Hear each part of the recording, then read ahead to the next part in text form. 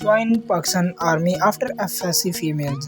Welcome to Pakistan forces academy. अस्सलामुअलैकुम। आज मैं आपको AFNS यानी कि आर्मर्ड फोर्सेस नर्सिंग सर्विस के बारे में बताने जा रहा हूँ। आर्मर्ड फोर्स नर्सिंग सर्विस यानी कि 2022 में सिलेक्शन क्राइटेरिया क्या होगा।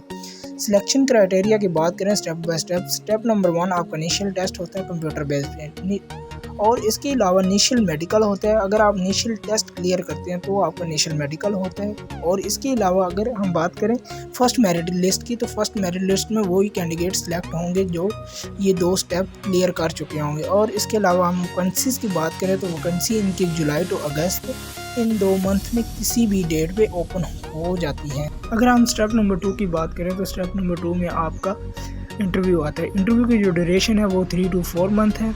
और इंटरव्यू में उन कैंडिडेट को ही कॉल की जाती है जिनका फर्स्ट मेरिट लिस्ट में नाम शार्ट आउट हुआ आता है। अगर हम स्टेप नंबर 3 की बात करें तो स्टेप नंबर 3 में मेडिकल आपका होता है फाइनल मेडिकल, यानी कि और फाइनल मेडिकल की जो ड्यूरेशन है वो 2 वीक्स तक होती है।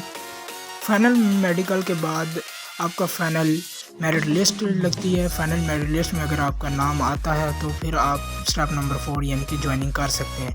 अगर हम इसका एलिजिबिलिटी क्राइटेरिया की बात करें तो एलिजिबिलिटी क्राइटेरिया जो है 5 फीट आपकी हाइट होनी चाहिए, यानी कि 163 सेंटीमीटर आपकी हाइट होनी ज़रूरी है।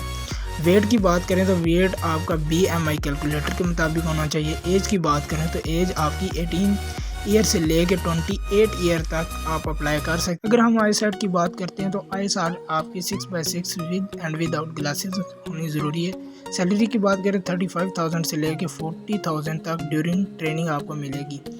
अगर हम एजुकेशनल क्वालिफिकेशन की बात करें तो आपका मैट्रिक 60% विद साइंसेज सब्जेक्ट के साथ होना ज़रूरी है। और FSC आपकी 50% प्री मेडिकल के साथ होना ज़रूरी है, तो आप अप्लाई कर सकते हैं।